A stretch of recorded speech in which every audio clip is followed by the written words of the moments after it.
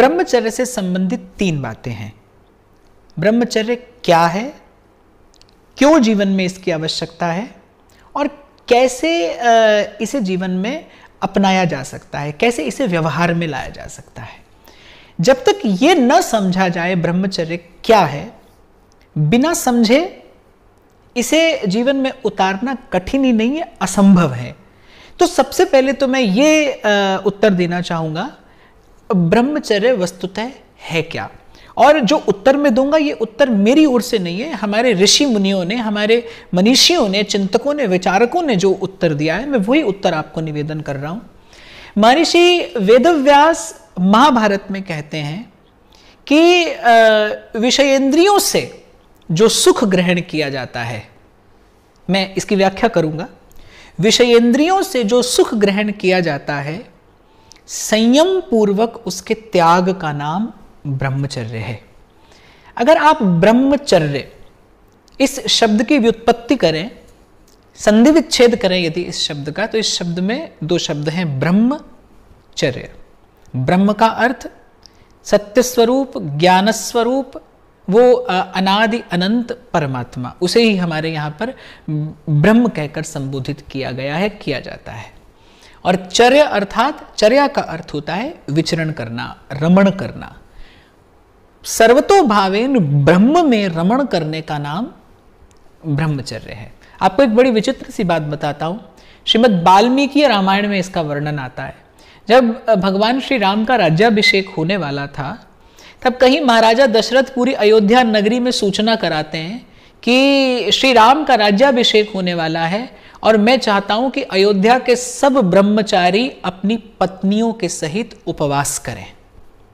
सब ब्रह्मचारी अपनी पत्नियों के सहित उपवास करें। ये श्रीमद् वाल्मीकि रामायण का प्रसंग है, आप चाहें तो देख सकते हैं। अब इससे एक बात स्पष्ट हो जाती है कि ब्रह्मचर्य का विवाहित या अविवाहित रहने से कोई सीधा संबंध नहीं है, कोई संबंध नहीं है। आज प्राय करके यही देखा जाता है ना, जिसने विवाह नहीं किया या जिसका विवाह किसी कारण से नहीं हुआ, वो व्यक्ति अपने आप को ब्रह्मचारी कहने लगता है। देखिए, जब तक ब्रह्मचर्य इस विषय को समझ ना लिया जाए, तब तक ना तो इसका अनुभव किया जा सकता है और ना ही इससे होने वाले लाभ जीवन में प्राप्त किए जा सकते हैं। महर्षि वेदव्यास की बात को मैं और सरल करके बताता हूं। हम 5 प्रकार से विषय का रस ग्रहण करते हैं, विषय का सुख ग्रहण करते हैं, और वो 5 मार्ग हैं: शब्द, स्पर्श, रूप, रस और गंध।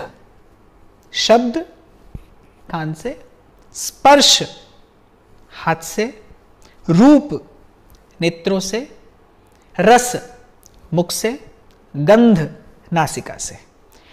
5 प्रकार से हम विषय का सुख ग्रहण करते हैं। और महर्षि वेदव्यास कहते हैं कि इन 5 सुखों को जो संयम पूर्वक त्याग दे, वो ब्रह्मचारी है। और बड़ी सुंदर व्यवस्था महर्षि वेदव्यास दे रहे हैं कि एक ही बार में कह देने से या आपने हाथ में जल लेकर संकल्प कर लिया कि अब मैं ब्रह्मचारी हो जाऊंगा और आप हो जाएंगे, ऐसा नहीं होगा। इसके लिए दीर्घकालिक साधना की आवश्यकता है। धीरे धीरे जीवन में संयम साधा जाता है। इसीलिए महर्षि वेदव्यास ने स्पष्ट किया, संयम पूर्वक त्याग। एक त्याग किया जाता है क्रोध पूर्वक, एक त्याग किया जाता है आवेश में आकर। बहुत लोगों को मैंने देखा कि बस सुन लिया किसी से कि ब्रह्मचर्य की ये महिमा है और निकल पड़े बस कि अब हम ब्रह्मचारी हो जाएंगे, पर ऐसा होता नहीं। जैसा कि आपने भी मेरे पास में जिज्ञासाएं लिखकर भेजी कि बार बार प्रयास करते हैं, बार बार असफल होते हैं, वो ब्रह्मचर्य के स्वरूप को न समझने के कारण होता है। और मैं तो ये विचार करता हूं कि जो भजन के मार्ग पर चलता है, जो भक्ति के मार्ग पर चलता है, उसके जीवन में तो ब्रह्मचर्य सहज में सधता है। उसके जीवन में ब्रह्मचर्य बड़े सहज में सध जाता है। मैं आगे इसका विस्तार से वर्णन करता हूं। तो संयम पूर्वक त्याग, और संयम एक ऐसी साधना है जिसे जीवन में धीरे धीरे धीरे धीरे साधा जाता है। धीरे धीरे रे मना, धीरे सब कुछ हुए, माली सींचे केवड़ा, फिर ऋतु आए फल हुए। इसीलिए महर्षि वेदव्यास ने कहा संयम पूर्वक त्याग। एक बात स्पष्ट रूप से जान लीजिए, समझ लीजिए कि केवल स्त्री पुरुष के संग से बच जाना और स्वयं को ब्रह्मचारी समझने लगना, ये बड़ी भूल है। ये बड़ी भूल है। केवल किसी स्त्री या पुरुष के संग से दूर रहने का नाम ही ब्रह्मचर्य नहीं है, वो भी ब्रह्मचर्य का एक अंग है, लेकिन केवल वही ब्रह्मचर्य नहीं है। और एक बात और, ब्रह्मचर्य यदि आप साधना चाहते हैं जीवन में, तो ब्रह्मचर्य सर्वतोभावेन सदेगा। यदि आप ब्रह्मचारी होंगे ना, फिर आप सदा सर्वदा सर्वत्र ब्रह्मचारी होंगे। ऐसे एक व्यक्ति जब सत्यवादी होता है, फिर वो उठते बैठते सोते जगते सभी स्थानों में सभी समय पर सत्यवादी ही तो है। जब एक व्यक्ति अनुशासित होता है तो फिर वो सर्वतोभावेन अनुशासित होता है। ऐसे ब्रह्मचर्य भी जब जीवन में सत्ता है ना, तो दाएं बाएं ऊपर नीचे आगे पीछे वो सभी ओर से साधना पड़ता है। सभी ओर से ये साधना जब धीरे धीरे आगे बढ़ती है, तभी कहीं ब्रह्मचर्य की वो अवस्था प्राप्त होती है। एक्चुअली द ब्रह्मचर्य it's actually the state of mind, the state of life energy. आपकी चेतना जब उठते उठते एक विशेष धरातल पर पहुंचती है, उस स्थिति को ब्रह्मचर्य कहा जाता है। केवल शरीर के धरातल पर आपने मान लिया, बहुत कस लिया अपने शरीर को, किसी वस्तु से बहुत काल तक अपने आप को दूर रख लिया, तो आपको लगे कि आप ब्रह्मचर्य की साधना कर रहे हैं। ऐसा नहीं है। गीता में अर्जुन से भगवान श्री कृष्ण कहते हैं, अर्जुन एक व्यक्ति है जो विषय का शरीर से सेवन तो नहीं करता, लेकिन मन से विषय का खूब चिंतन करता है। और एक व्यक्ति है जो शरीर से तो विषय का सुख कभी कभी भोग लेता है, लेकिन वो मन से विषय का चिंतन नहीं करता। उसका ना विषय में राग होता है, ना विषय में कोई द्वेष होता है। दोनों में से कौन श्रेष्ठ है? वो जो दूसरा है, जिसका मन से कोई संपर्क संसर्ग नहीं है विषय से, जो ना विषय से राग करता है ना विषय से द्वेष करता है। आपको एक छोटा सा उदाहरण देता हूं। आपको भूख लगी है, आप अपने मन से कहिए नहीं, भोजन नहीं करना। आप तन से तो भोजन से दूर रह सकते हैं, क्या आप मन से भी भोजन से दूर रह पाएंगे? और आपने यदि तन से भोजन नहीं किया और आप मन से सतत भोजन ही किए जा रहे हैं, और मन से सतत भोजन करने के कारण आप भजन भी नहीं कर पा रहे, क्योंकि मन तो एक है, या भजन में लगेगा या भोजन में लगेगा। तो आप बताइए, एक अवस्था यह है कि आप समय पर एक संतुलित भोजन करते हैं, उसके बाद ना भोजन की कोई याद रहती है ना भोजन की कोई स्मृति रहती है, आप उस भावना से मुक्त होकर और अपने भजन में अपने कार्य में लग जाते हैं। एक अवस्था यह है कि आप भोजन तो नहीं करते, बलात् हठात नहीं करते, जबकि आपको भूख लगी है। भोजन से मुक्ति का तो एक ही मार्ग है ना भाई, कि भूख ही ना लगे। वो तो अवस्था है, एक सिद्धावस्था कह सकते हैं, जब आपको भूख ही नहीं लगती। लेकिन भूख लगे आप भोजन ना करें, तो फिर तो भाई मन भोजन का ही चिंतन करेगा। तो गीता में भगवान कहते हैं कि ऐसी अवस्था का कोई लाभ नहीं है। संयम पूर्वक धीरे धीरे त्याग किया जाता है, संयम पूर्वक धीरे धीरे इसे साधा जाता है। आई वुड लाइक टू से, don't be aggressive, don't keep your self in an illusion. किसी अंधविश्वास में ना पड़ जाना, किसी भ्रांति या भ्रम में ना पड़ जाना कि केवल एक क्रिया आपने जीवन में कर ली और आपको लगा ब्रह्मचारी हो गए। नहीं, ऐसा नहीं। ब्रह्मचर्य को समझिए, क्या है ब्रह्मचर्य। और अगर मैं इसका आध्यात्मिक अर्थ बताऊं तो क्या है? ब्रह्म अर्थात भगवान, सत्य सनातन परब्रह्म। मेरे लिए श्री कृष्ण, आपके लिए श्री राम हो सकते हैं, श्रीमन नारायण हो सकते हैं, शिव हो सकते हैं। उसी ब्रह्म में मन भी लगा रहे, वाणी भी लगी रहे, कर्म भी उसी की प्रसन्नता के लिए होता रहे। ये विस्तृत और व्यापक अर्थ है, परिपूर्ण अर्थ है ब्रह्मचर्य का। इसे समझकर ही ब्रह्मचर्य की साधना की जा सकती है। दूसरा प्रश्न है कि क्यों जीवन में इसकी आवश्यकता है। आयुर्वेद कहता है त्रयः उपस्तंभाः आहारः निद्रा ब्रह्मचर्य च सतिः।